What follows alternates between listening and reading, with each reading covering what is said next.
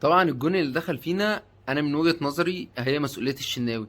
الشناوي دي مش اول مرة انه يطلع في كورة ما يبقاش ليه اي دور خالص، واللعيب يسرقه ويقوم خاطف منه الكورة وهو جايبها جون. ده خطأ متكرر على مدار السنين ما بيتغيرش. فيا جماعة يا اما حد يقول لي الشناوي لو سمحت ما تخرجش، يا اما لو تخرج يا تقتل اللعيب يا تطلع الكورة. اما غير كده انا ما افهمش. لو انت اهلاوي زي حالاتي كده وقاعد متضايق من ماتش الاهلي ومن اداء فرقة الاهلي، تعالى اقول لك كده على حاجتين بيحصلوا جوه الماتش لو انت مخدتش بالك منهم، ولو فضلوا يستمروا ما تنتظرش ان يبقى فيه جديد. اولا ما عندكش لعيب في نص الملعب بيربط ما بين خط الهجوم وما بين خط الدفاع.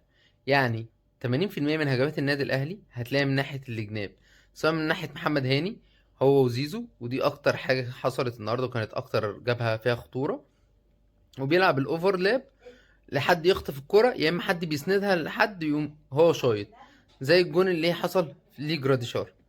طيب ناحية الشمال، من بعد خروج بن شرقي خلاص ناحية الشمال مبقتش موجودة، كنت بتلعب على بن شرقي انه سبرنتات برضه بيلعب كرة بالعرض.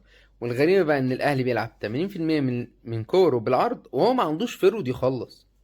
يعني لو احنا بنعتبر طاهر ان ده فيرود عشان هو طويل بس، هو ما عندوش اي توجيه خالص ومش محطة حتى بتاعة الفيرود. فلو فضل بنفس الاسلوب ده انسى، مفيش اجوان ومفيش اداء. النقطة التانية، حضرتك بقى تعالى بص كده في الحتة بتاعت نص الملعب، بينزل تريزيجيه عشان هو اللي يربط ما بين الخطوط.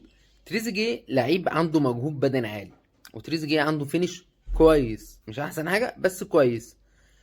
مش لعيب مهاري يقدر يعدي واحد على واحد او يقدر يرمي ثرو يودي لعيب. يعني اللي ممكن يقوم بالدور ده ممكن زيزو، ولكن هو ما بيلعبوش بالطريقة دي. انت ما عندكش لعيب دلوقتي في النادي الاهلي زي فترة ابو تريكة ان كان ينزل ما بين الخطوط ياخد الكورة ويعدل نفسه ويطلع لعيب بقى، سواء بيطلع جناح بيطلع فيرود يعني على حسب هو بيحرك اللعب ازاي. انت عندكش لعيب رمانة ميزان.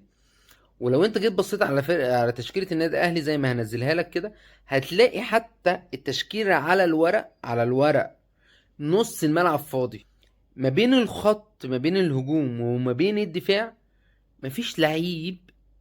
يعني حتى محمد بن رمضان بينزل يستلم الكوره وتلاقيه اتطرف ناحيه الشمال كتير قوي، كان موجود ناحيه الشمال.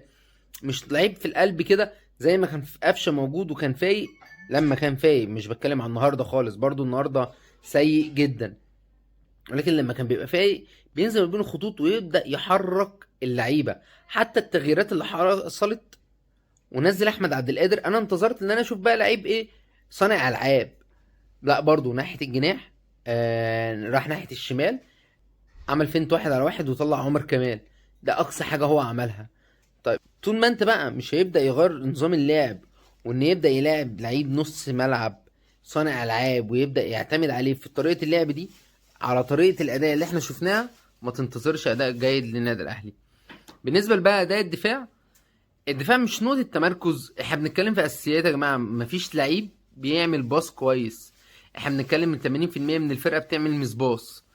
لو انت بصيت على الاحصائيات بتاعت لعيبه النادي الاهلي، ما بين كل 3 تمريرات في تمريره واحده مسباص. فانت بتتكلم ان ولا اللعيبه المفروض دي ان هي لعيبه دوليه، ولا الاداء دولي، ولا لعيبه يدفع فيها ملايين. ايه اللي بيحصل في النادي الاهلي؟ انا بصراحه مش عارف.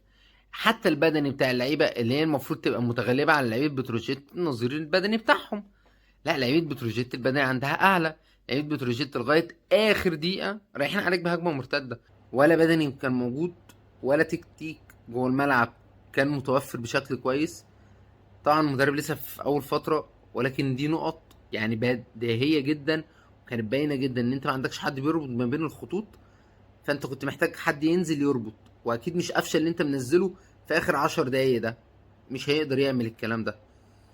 معرفش بقى هم الفتره الجايه يتدربوا على الكلام ده، بالذات اللي انت ما عندكش فيرود تلعب عليه كميه العرضيات اللي انت عملتها دي.